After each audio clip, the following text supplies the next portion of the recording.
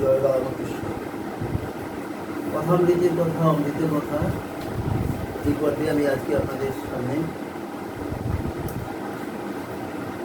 ঠাকুরের শ্রীরাধার ভাব, ঠাকুর শ্রীরামকৃষ্ণ শ্রীরাধার ভাব, এই অংশটি পাঠ করে শোনাব। এখানে গোপীদের যে ভাব, সেইভাবে ভাবিত হয়ে ঠাকুরকে সমাধি মন্দিরে যাচ্ছি এবং তার যে গভীরতা সেটুকু আমরা এখানে দেখতে পাবো। তব কথামৃতম তপ্ত জীবনম কবির্বিতম কর্মশাপম শ্রবণ মঙ্গলম শ্রীমদাততম ভুবি বিনন্দি হে ভুরিদায়। চতুর্থ পরিচ্ছেদ, প্রথম খণ্ড। ঠাকুর শ্রীরামকৃষ্ণের শ্রীরাধার ভাব।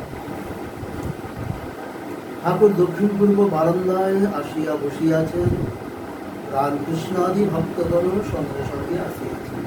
সেই মোটা বামন রামকৃষ্ণ, তিনি তাকে নিয়ে চলছে এই পর্ব। এরপরে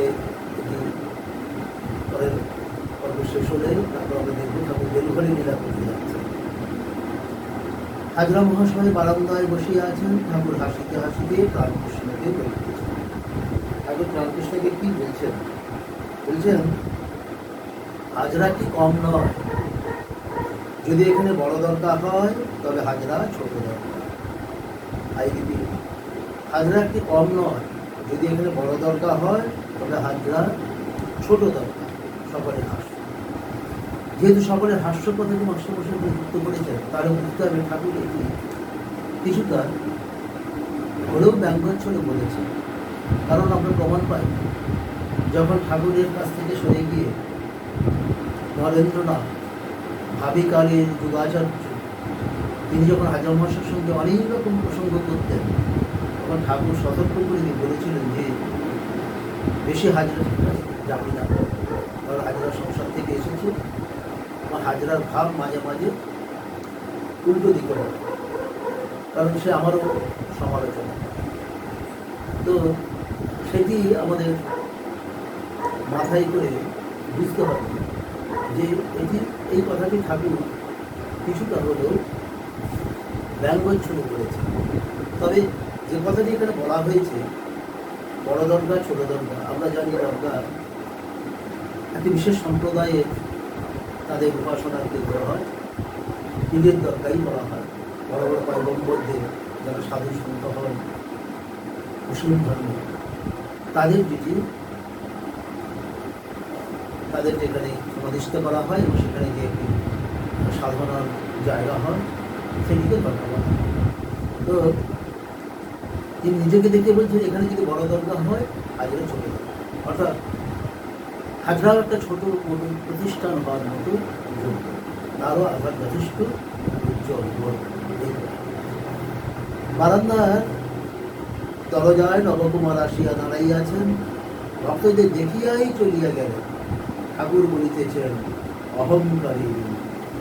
এই যে জায়গা, এখানে আবার নবকুমার এসে দরজা থেকে দেখে, ভক্তদের দেখে, ঠাকুরকে দেখে, ঠাকুরের মজলিস থেকে তিনি যেন দেখবেন আবার সাধু, তিনি আবার এখানে সমস্ত প্রসঙ্গ করছেন, ভগবত প্রসঙ্গ করছেন। সেখানেও আজকে আমরা ঠাকুরকে নিয়ে, স্বামীজিকে নিয়ে, মাকে নিয়ে, ঠাকুরের পার্শ্বদের নিয়ে, রামকৃষ্ণ সংঘকে নিয়ে হই করছে সারা জগৎ। কিন্তু আজকে কত কঠিন ছিল এই বর্ণনাগুলি থেকে বোঝা যায়।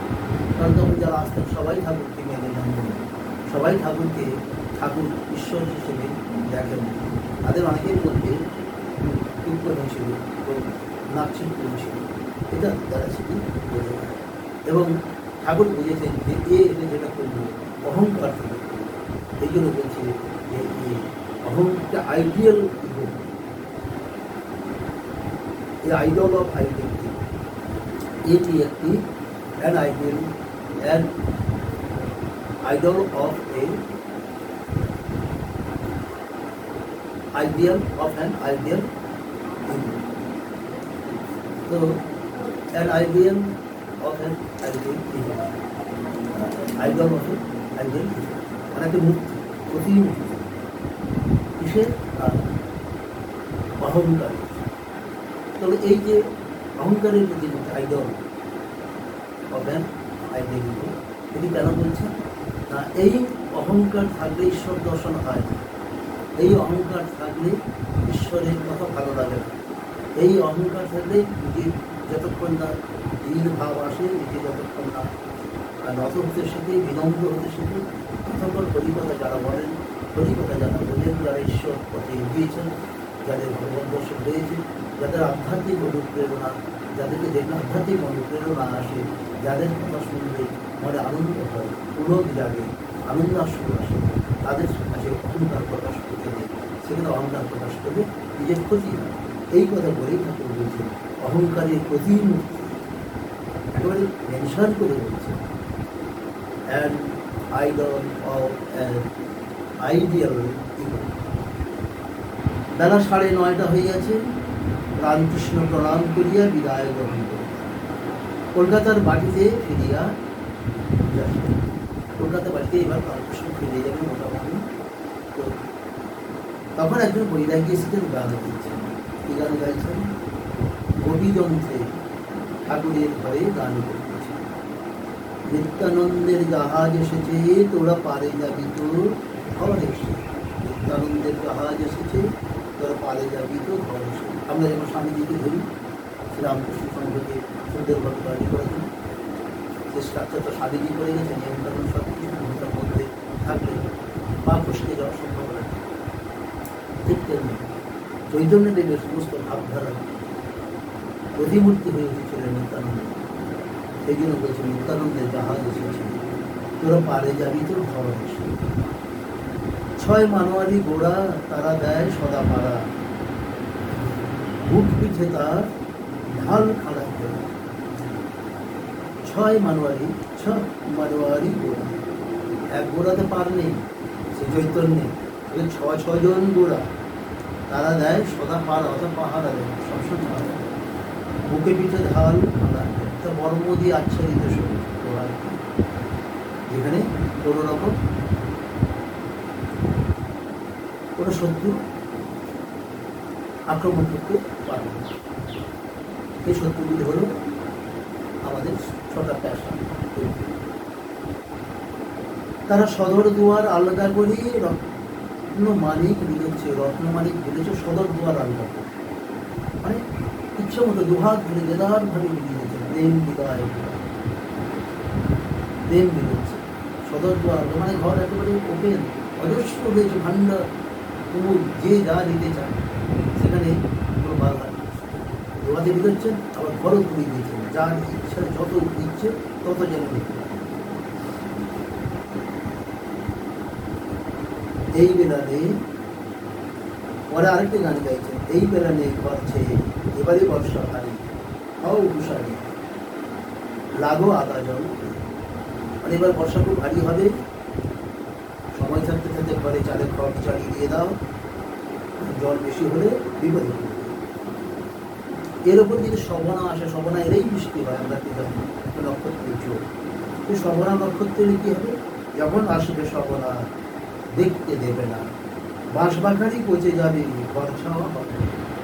যদি সময় থাকতে কাজটি না গুছিয়ে নেওয়া হয়, তাহলে ঘর ছাওয়ার যে বিচারি বাঁশ বাখারি যেগুলি জোগাড় করে রাখা হলো, সেগুলি সব পচে নষ্ট হয়ে যাবে যদি ইন দ্য মিন টাইম শবনা নক্ষত্র এসে যায়, শবনা এসে যায়, শবনাতে ভারী বৃষ্টি, এটা আমরা সবাই জানি।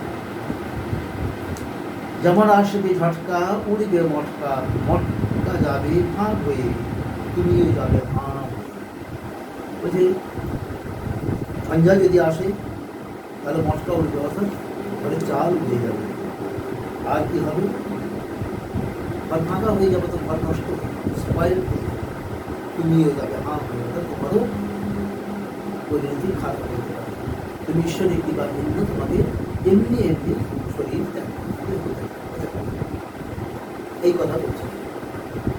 আরেকটি গানে দুটি লাইন রয়েছে, তার ভাবে নদে এসে কাঙালে বেশি হরি হয়ে বলছ হরি, কার ভাবে ধরেছ ভাব এমন স্বভাব, তাও তো কিছু বুঝতে পারি। এটি সে চৈতন্যদেবকে উদ্দেশ্য করে বৈরাগী গাইছে, কি না তুমি নিজে হরি হয়ে হরি কথা বলছো, কিভাবে তুমি এসেছো? আমরা সবাই জানি ভাবতে ছিল চৈতন্যদেব রাধা, প্রেমময়ী রাধা, আহ্লাদিনী রাধা। আমরা জানি অত্যন্ত অন্তরঙ্গ হৃদয়ের কাছের মানুষটিকেই আহ্লাদিনী বলা যায়, জননীকে বলা যায়। সেই কথা এখানে আমরা দেখতে পাচ্ছি ভাগবতের মধ্যে এই ভাষাগুলো খুব সুন্দর হয়েছে। ঠাকুর গান শুনিতেছেন, এমন সময় শ্রীযুক্ত কেদার চাটুর্যী আসিয়া প্রণাম করিলেন। তিনি অফিসের বেশ করিয়া আসিয়াছেন, চাপকান ঘড়ি, ঘড়ির চেন, ঘড়ি আবার ঘড়ির চেন ও চাপকান আর ঢাকার বিশেষ পোশাক। তিনি অফিসের এত বড় অফিসার কেদার চাটুর্যী। কিন্তু ঈশ্বরের কথা হইলেই তিনি চোখের জলে ভাসিয়া যান। তার আধারটি বড় পরিষ্কার, আধারটি বড় সুন্দর। ঈশ্বরের কথা শুনতে শুনতে তার চোখ জলে ঈশ্বরের অতি প্রেমিক লোক। ঠাকুর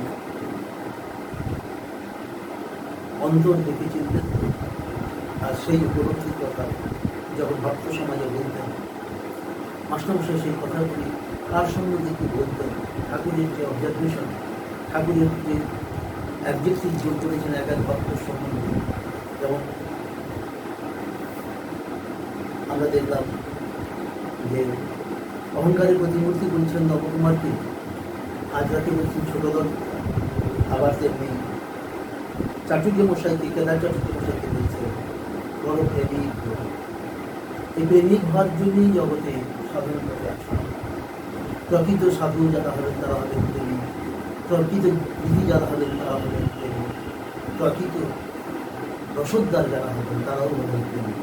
অর্থাৎ ঈশ্বর ভাবে কর্ম, সেই এই প্রেম ইষ্টপ্রেম, এই প্রেম ইষ্টভাব। কেদারকে দেখিয়া ঠাকুরের একেবারে শ্রী বৃন্দাবন লীলা উদ্দীপন করিয়া গেল। আমরা জানি ঠাকুর সখীমাকে দীর্ঘদিন সাধনা করেছেন, লীলার সূত্র করেছেন, শ্রী রাধিকার ভাব নিয়েছিলেন, তখন তার শরীর একেবারে তুলতুলে নরম হয়ে গিয়েছিল। আমরা লীলা প্রসঙ্গে দেখি যে সে সময় যদি তার শরীরে এবার টোকা মারা হতো, তার শরীর থেকে রক্ত বেড়ে একবার লাল হয়ে থাকতে এমনই শরীরের ভাব হয়েছিল। তিনি গহনাকাটি গোছের মতো করে দিয়েছিলেন, পা থেকে মাথা পর্যন্ত, এবং মেয়েদের মতো সমস্ত মা পায়ের করে যোগ দিয়ে, মা দেবে খেলান দিয়ে কথা বলতেন, এবং রানীর বাড়ির মহিলাদের সঙ্গেই তিনি কাটাতেন। তাই আমরা এগুলো জানি। তো সেই ভাব তিনি পাওয়ার পরে একেবারে মেয়েরই স্বভাব, যখন যে ভাবে ছিলেন তখন সেটিকে একেবারে আঁকড়ে ধরতেন এবং তার মধ্যে ডুবেই যেতেন। এই সেই কথা রূপসাগরে আমার এই অরূপকে পাওয়ার জন্য রূপের মধ্যে ডুবে ঠাকুর সেই অরূপের সন্ধান করেছিলেন, এবং সেখানে সেই রাধা ভাব তার শরীর গোটা, শরীর মন প্রাণ সব কিছুর মধ্যে সেই রাধা যেন পরিস্ফুট করতেছেন। আজকে কেদার চাটুর্যকে দেখে, কেদার চাটুর্যের ভাব থেকে সুরাধিকার ভাব ঠাকুরের মনে আবার উদ্দীপিত হয়েছে এবং একটি সুন্দর গান গাইছে। সখী সেবন কত দূর, সখী সেবন কত দূর, যথায় আমার শ্যাম সুন্দর আজ চলিতে পারি। সখী সেবন কত দূর, সখী সেবন কত দূর, যথা আমার শ্যাম সুন্দর। অর্থাৎ যেখানে আমার শ্যাম সুন্দর কৃষ্ণের লীলা করছেন সেবন কথা। আমরা যদি জানি এই কথাটি গোপীগণের কাছে প্রযোজ্য। সেই কার্তিকী পূর্ণিমা তিথি, যেদিন তিনি রাসলীলা করছেন ভগবান যমুনাপুরীর জঙ্গলের মধ্যে কদম্ব বৃক্ষে চড়ে, সেখানে প্রতিদিন উনি চিনে গেলেন, সবাই যখন এলেন সবাইকে নিয়ে তিনি রাসলীলা করলেন। তিনি এবং প্রেমময়ী রাধিকা বামে দাঁড়ালেন এবং অন্য সখীরা তাদেরকে স্মরণ করে নৃত্য করতে লাগলেন, নাম করতে আনন্দে বিভোগ। আমরা জানি এই অবস্থা যখন হলো, এই বাঁশি যখন বাজলো, তখন গোপীগণ যে যা কাজ করছিলেন ফেলে নেন, কেউ সন্তানকে খাওয়াচ্ছিলেন স্তন, সে অবস্থায় সন্তানকে ফেলে ধরলেন। কেউ রান্না করছিলেন স্বামী সেবা করার জন্য, সে রান্না ফেলে চলে এলেন। কেউ চুল বাঁধছিলেন, সেই আলুরাইতে চুল থেকেই করা বাঁধা হলো না, চলে এলেন, ইত্যাদি ইত্যাদি। সবাই ধরলেন শ্রীকৃষ্ণের ডাকে। সেই মাসি হৃদয়ে বাজে, সে মাসি আজও বাজে। সে মাসি যাদের অন্তরে বাজে তারা তাদের সব পর হয়ে যায়, আপন। তারা কি করেন না, ঈশ্বরের জন্য ব্যাকুল হয়ে ওঠেন। চারিদিকে হা কৃষ্ণ কৃষ্ণকে খুঁজে বেড়ান এবং পরিশেষে দেখা যায় তিনি তারা ভক্তের অন্তরে সাধকের অন্তরে করতেন। তো এই গানটি তিনি গাইছেন শ্রীরাধার ভাবে, গাইতে গাইতে শ্রীরাধার ভাবে গান গাইতে গাইতে ঠাকুর সমাধিস্থ চিত্রার বিতেন্দ্র ধন্যায়মান এবং চক্রের দিকে করুন দিয়া আনন্দাস দিয়েছে। এইটি হলো আসল কথা, এর জন্য আমাদের সাধন ভজন এবং ত্যাগ এবং মনুষ্য জীবন ধারণ করা। এই অংশটি একটি সুন্দর ইংরেজিতে মাস্টারমশাই ট্রান্সলেশন করেছেন, সেইটি আপনাদের কাছে একটু পরিশ্রম। এই গান সখী সেবন কতদূর, সখী সেবন কতদূর, tell me friend, how far is the road, when Krishna, my beloved, dwells. His fragrance reaches me even here, but I am tired and I can walk no further.